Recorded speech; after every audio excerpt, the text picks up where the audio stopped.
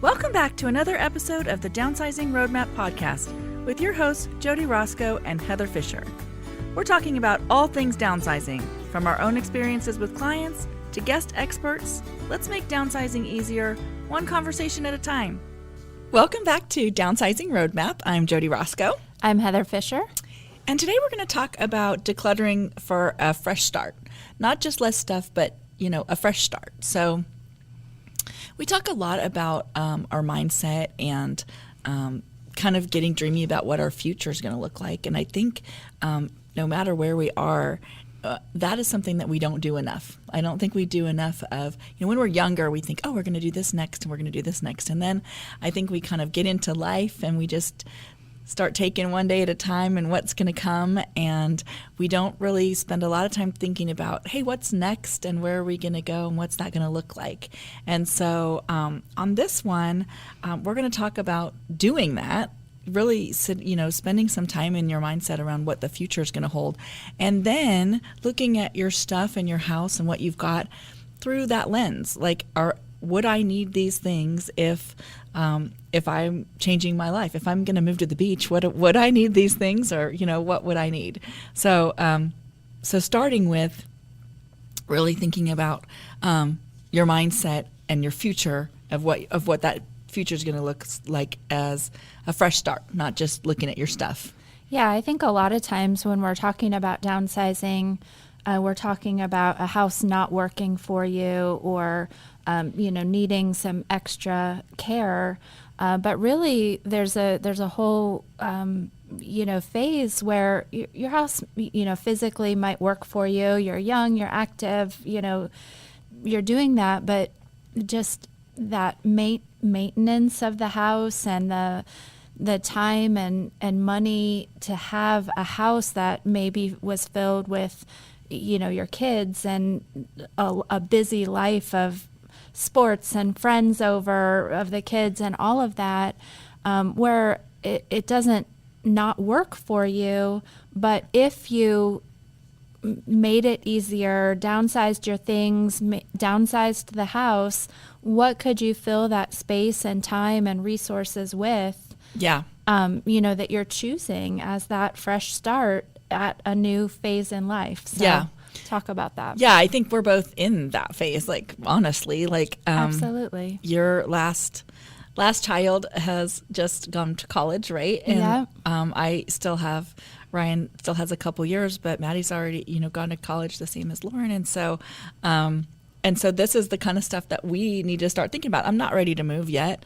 I mean, I still want the kids to be able to come back from college for a couple years. And, but I have start thinking, what are we going to do with all this space? And, do I need these things? And so, and really, I need to start a little bit more thinking about what is that whole future going to look like? Where would I want to live? Like, what if I could do whatever? What would that look like? So yeah, and I think there's a whole, room for a house that still works for holiday gatherings and all of that, but maybe isn't the same as what you needed for day to day having everybody living there. Yeah. And what are you trading in everyday dusting, cleaning, moving, heating and cooling bills and all of that yard work that you could trade for, still that home that everybody wants to come over for Thanksgiving dinner.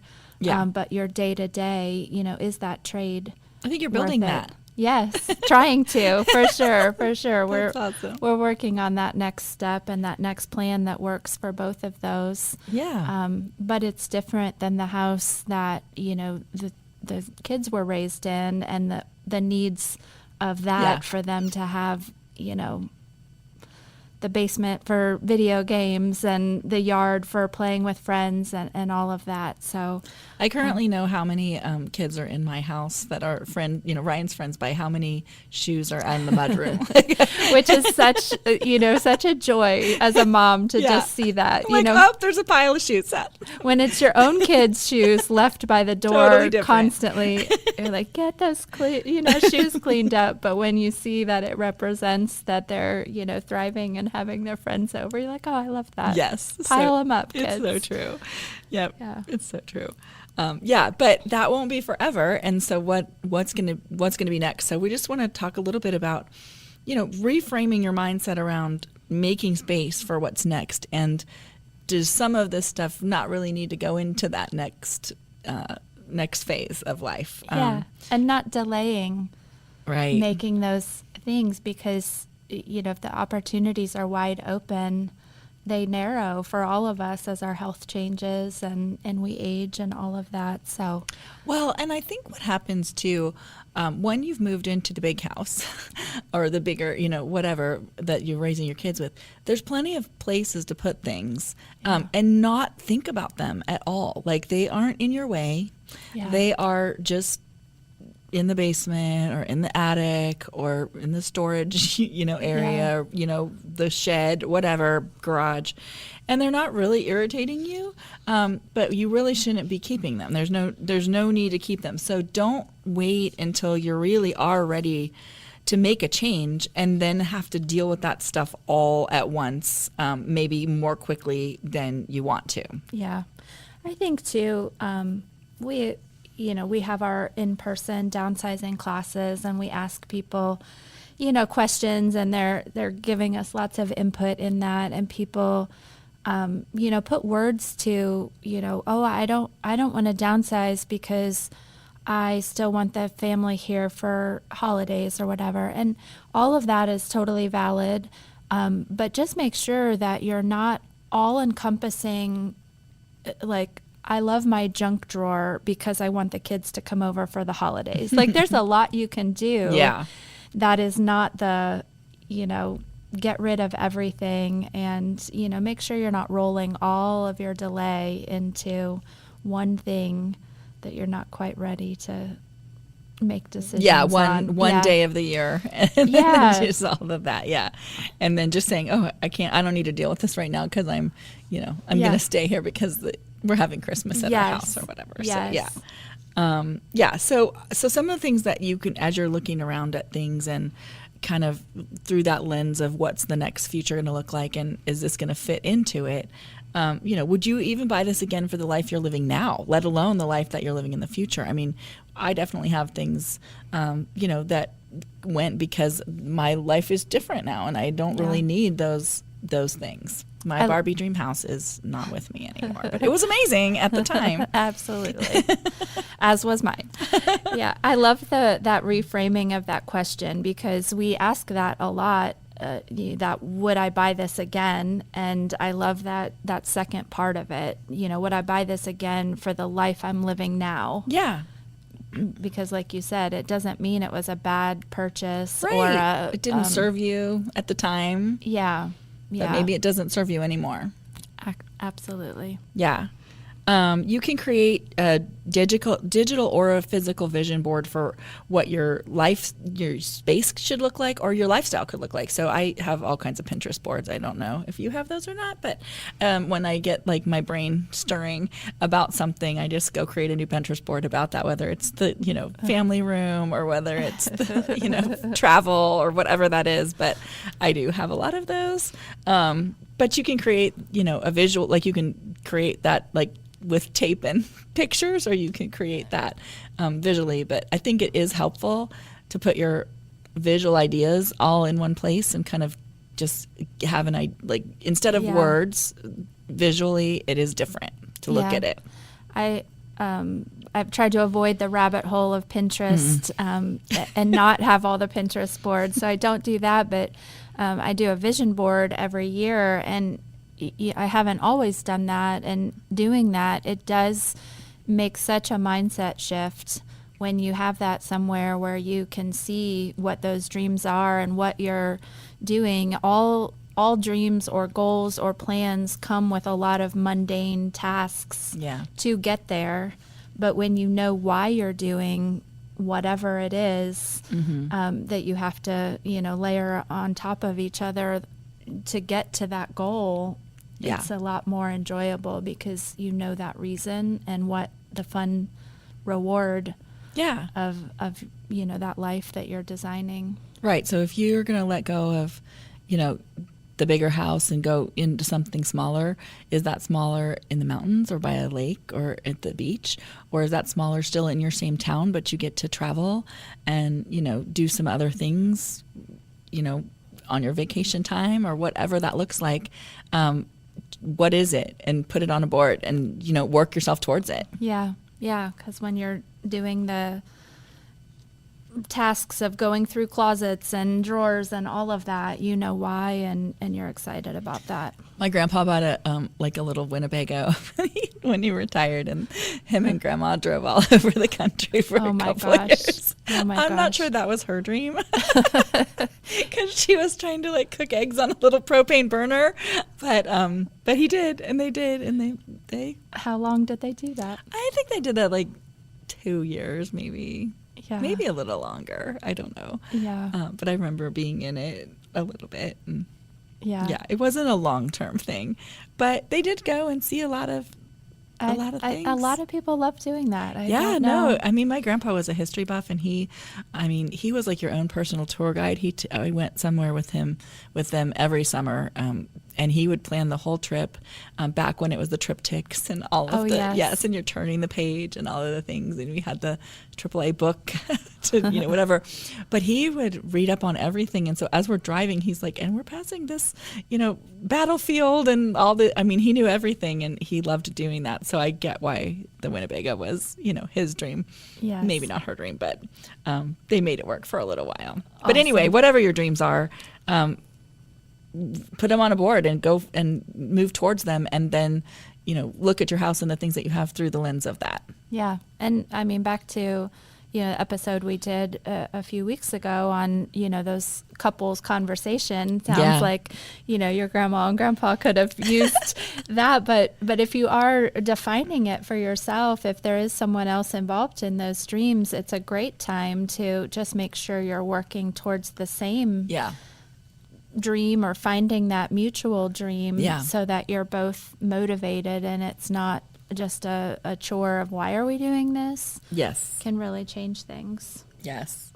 So, when you're doing this, it doesn't have to be some big chore, right? It can be fun. Yeah. You can do some, do like a little, have some wine and sort your pictures, or you can do all kinds of fun things. You could do it as a 30-day challenge. We have a checklist for that if you want to get on downsizing.roadmap.com, and you can download a 30-day checklist, or 30-week, whatever. Yeah. Small space, starting small each day, and just create a habit around it. You can put on fun music and have your friends over. I don't know if you have one of those friends that loves to get rid of stuff. That's the one to invite. Yeah. Well, help you motivate. We end up, we're friends and we're in the same, phases in life. And when you have that friend, you can go back and forth, but you're not doing it alone. So if you're facing, just a daunting task at your own house, it's not really asking, oh, can you come do this for me? It's like you do a little bit at your house, you do the next day at their house, and you just are enjoying that time together and doing all the same chatting you do at lunch, or, however that works out, pulling in a partner and just accomplishing both, situations together is an amazing way to do it. Well, and right now, my daughter's in a place where she's going to get an apartment probably next year. And we could go through the kitchen and really cull through some of that stuff that I don't use, the stuff that's in the top shelves or in the back, and, kind of outfit out that without spending new money on all of the things, and really thinking about what that could be. Yeah, so family or grandkids that might be at that young adult stage and want lots of that. They're great people to not do all the work before they come over and hand them a box, but put them to work and go through it together. Go through the kitchen drawers. Yes, and the reward is you get all of these things. Yes. So all kinds of ways that you can do that and make it more fun. And you can sell stuff. You can sell some of it. If you have good, nice clothes, you can sell those on Poshmark or, eBay, all of that. OfferUp, Marketplace. There's all kinds of places that if things were expensive in the first place and you feel like they have some value, you can sell those online. Yeah. One of the suggestions was a swap party. It makes me laugh thinking we had a downsizing event, and everyone that attended, had to bring a bag of things they were ready to get out of their house. And multiple times we've done this event, and each time they end up swapping things. So not sure that helps the plan totally, well, but I think so. The last one was birdhouses. Like when somebody had a birdhouse, and they both brought gentleman brought birdhouses in their donation bag, and they liked each other's and swapped. So. Which is kind of fun though. That you get something new and you haven't spent money on it. So. Absolutely, and you're more likely to go home and use that one for a while, and do that. But makes me laugh because we see that a lot in the donation swaps when we have people bring in donations. Well, I think people trade books a lot, but you don't think about trading other stuff. You have things, and is that something anybody wants?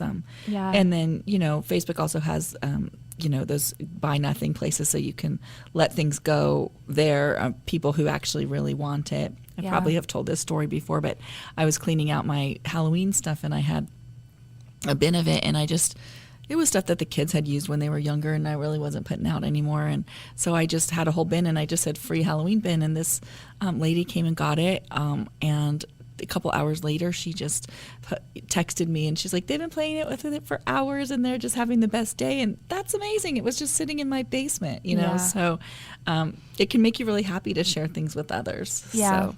I've been invited to costume jewelry and things like that, accessories. Oh, that's fun. Like a swap party. And so you can get some new stuff, but like you said, you're not spending money. So if you wear it once or twice and then you decide, then it ends up in your own donation. It is fun to have that. So yeah, I love that. And saving the environment a little bit there, right? Absolutely. So the ripple effect of letting stuff go is usually just, it feels so much lighter. Yeah. It just feels like you get more clarity mentally and less weight on you mentally, and less visual noise gives you a calmer space to live in, a calmer mind. I think people sometimes just don't realize how loudly the things are screaming at them in their house, because you're just used to it and you've gotten used to what that feels like. But when you really go into a calm, serene place, like you want to go to the spa, right, and listen to the music, and it's not got stuff cluttered all over the place, and it just really changes your mindset. Well, your house can be like that if you really put your mind to not wanting all that clutter around you. Yeah, I don't think we can say that enough. And it's hard to see at the beginning of the process when you're just used to how things are, and you have that, I own it, it's mine, I don't want to give things away, emotion around the process. But just hang in there. If you can get that momentum going, that new peace and love of the sereneness of not having too much and not carrying that burden around all the time, I mean, it's priceless. Yeah. I mean, not that it's dirty, but it does kind of feel like that if you rinse, like you just almost like you've rinsed off the whole layer of something. Yeah. Not that your stuff is dirty, but like just that's how it feels. Like you've been out on the beach and you're sandy and you've got like all of that whatever, and then you come back and you take a shower and it's just like the best shower on the planet. Well, that's kind of what it feels like, just letting your stuff go to the point where you feel very peaceful in a room that you're in. It feels the same way to me. Yeah, I love that feeling, and it leads to each day after that feeling so less overwhelming. Yeah. Because it's done and you're free to spend your day, how you want to. It's funny to me that you, like, if you're overwhelmed in life in general, which many of us are, we've got work, we've got, kids, we've got parents, we've got so much going on. You don't think that you can relieve some of that just by cleaning up your stuff. You think you have to fix the problems of whatever it is with the kids and the parents and all that stuff, and not realizing some of the extraneous, like, stuff that's out there can make you feel so much more calm without fixing those big problems that aren't going to fix immediately. Yeah, I mean, it goes back to just that basic principle of if you make your bed in the morning, Right. how your day is just different. Yes. And then you come home to that feeling. You walk in the bedroom and it's made and ready for you to go to bed. I mean, Right. you know, can you imagine going to a hotel and they just kind of had the bed was all rumpled, piles even if of it was stuff clean. all over. Yeah, it was just rumpled. Like that wouldn't feel peaceful. Right. And so, you know, living in our own houses, Yeah. we could gain that peace if we tackle this. Yeah, because I think there's a lot of chaos that happens that we can't control. There's just things that are happening in our lives that we can't control. But this is something we can control and would lead to much overall feeling of much more peacefulness. So even though chaos Yeah. is always going to be happening on some level, probably. Yeah, absolutely. So you can save tons of money if you do this. If you sell items or you avoid rebuying items. You might be able to make a little bit of money. Sometimes, you know, a lot of things don't hold their value, Yeah. but you might be able to make a little bit of money. But you also might really start to shop intentionally as you go forward because you've just cleaned things out. You don't want to fill them back up again. And so you can definitely save money there by not spending it. And that sounds so obvious, but it's true. Like, I think you get in this mode of like, oh, we're just going to, you know, Amazon that to my door or whatever, which is very convenient and all of that. But if you get in a different mode of like less is more, You see things through a different lens. Yeah. And you definitely consider, because you've taken all the work to get to this point of less, you know, you see what that represents and you don't want to go back to that clutter or too much stuff. and what could you do if you saved a couple $100, you know, here and there? What could you do with that? You know, Yeah. you could go have a nice dinner, or you could, you know, save it a little bit more and go on a vacation, or you could, you know, give it to your kids to help them get started, or whatever. There's so many things you could do with that money. So purposeful again, just about that. Yeah, I saw a meme the other day that was something like, you know, my saved for later Amazon cart is up to $3 million or something. And I think that it resonated with me because I definitely am I get lured in by a, you know, social media ad or see something on Instagram or whatever. I'm like, oh, that's cute from Amazon. Yeah. But I put it in my cart and I don't buy anything at that moment. Yeah, give it overnight. And I just, you know, then I actually need something that I need from there, and I downgrade it all to save for later, and it just builds up. And, you know, thankfully I don't pull the trigger very often and get that stuff I don't need, but just having that thinking time on it, I still get the little burst of, ooh, I added that to my cart. But it's like you shopped for it, but you never really got it. I don't really It buy didn't arrive.